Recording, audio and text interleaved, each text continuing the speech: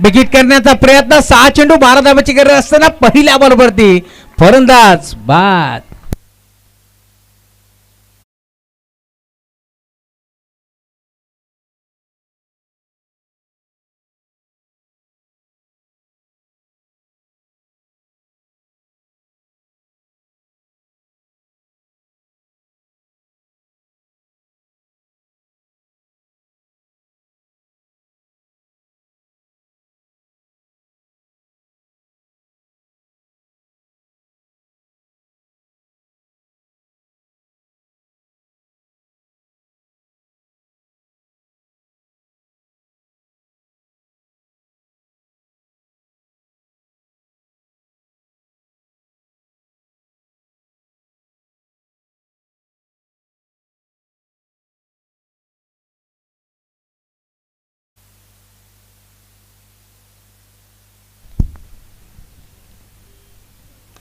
अडबा बाटला घेतलाय स्क्वेअर लेगला, क्षेत्ररक्षकाला संधी नाहीये, बॉल बाउंड्री लाईनच्या बाहेर.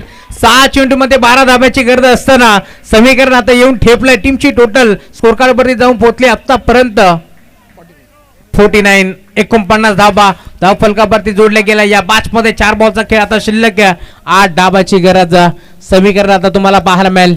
टीमची टोटल भरपूर वेगाने पुढे सरकतीये.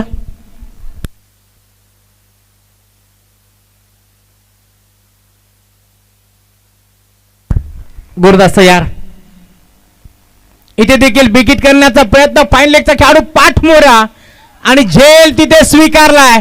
काय झेल स्वीकारलाय, आजच्या दिवसातील सर्वात उत्तम झेल तुम्हाला पाहायला मिळेल. पाठमोऱ्या परिस्थितीमध्ये धावत पळत तो झेल स्वीकारला. जर झेल सुटला असता तर बॉल बाउंड्री लाईनच्या बाहेर देखील जाऊ शकला असता. थोडीशी दुखापत जाणवते पण तो आज कडाव गावासाठी, गावाच्या नावासाठी मैदानाच्या आतमध्ये खेळतोय. विशालला तुम्ही पाहता, विशाल पोखरकरने हा झेल टिपलाय आणि आता अखेर प्रतापाला लागेल रोशनला माघारी. परंतु बा माझ्या पुढं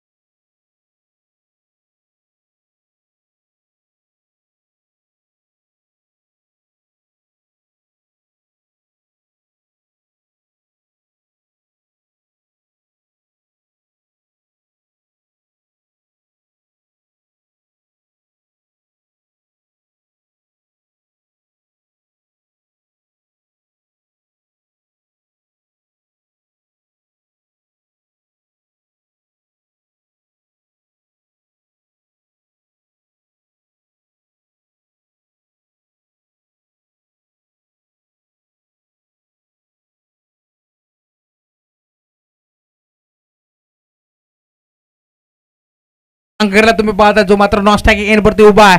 3 बॉलचा खेळ शिल्लक. आता या मॅच मध्ये 8 धाबाची गरज.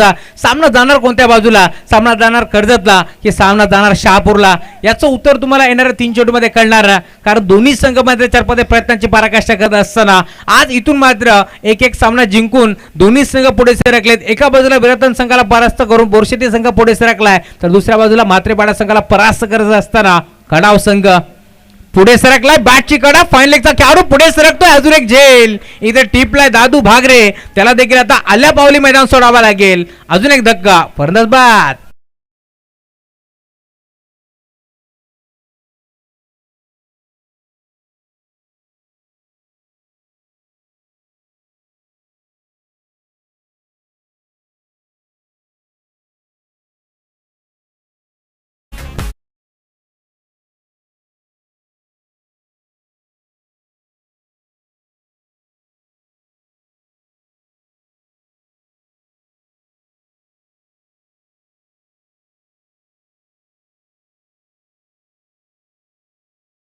ड्रेसिंग आणि कंपल्सरी चेसिंग हा स्पर्धेचा मुख्य नियम आहे.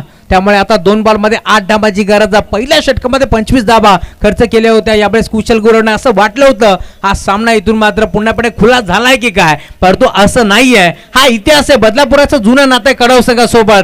कारण तुम्ही पाहिला असाल जगन्नाथ स्मृती चषक त्या स्पर्धेमध्ये 6 चेंडूमध्ये 1 धाबाची गरज असताना याच कडाव संघानं खरं तर ती 1 धाव रोखली होती नीतू माळीनं. आणि सध्याच्या घडीला 6 चेंडूमध्ये 12 रोखायच्यात अशा परिस्थितीमध्ये एक चौकार जरूर आलाय, परंतु बैदरच्या आतमध्ये काय कमबॅक केलाय. 2 बॉलचा खेळ शिल्लक आहे. 8 धाबाची गरज या मॅच मध्ये. विक्रांतला तुम्ही पाहता जो गोलंदाजी करतोय आतापर्यंत चांगली गोलंदाजी त्याची आपल्याला म्हणावे लागेल. खास करून मी कौतुक करेन नीतू माळीचं, ज्याने षटक क्रमांक 2 हाताळलं. त्याने 11 धाबा खर्च केल्या. डीकेनं 3रे षटक हाताळलं. त्याने 9 धाबा खर्च केला. एक फलंदाज बाद केला.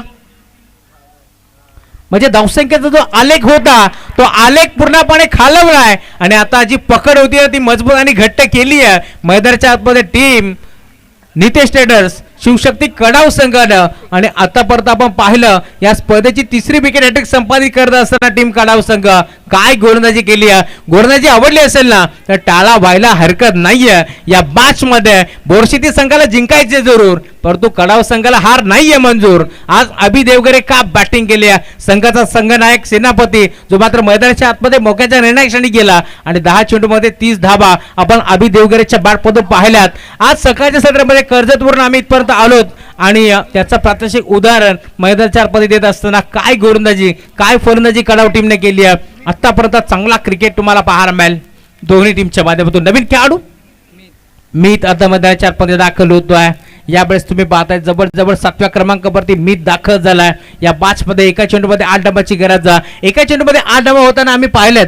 जगदीशदादा स्मृती चषक मानकरीची स्पर्धा खरं तर मोठी देसाई विपक्ष सुरई अशी मॅच आम्ही पाहिली होती. त्यावेळेस त्या 8 धाबा देखील तिथे चेस झाल्या होत्या.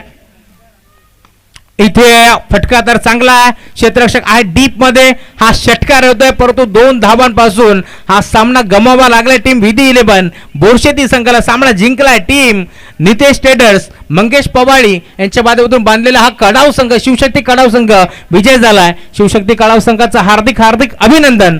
तर टीम बेस्ट ऑफ बोरशेती तुम्ही देखील चांगलं खेळलात. चुकलं कुठे यावरती लक्ष द्या. पुढील वाटचालीस टीम विधी 11 बोरशेती संघाला आपण देतोय शुभेच्छा.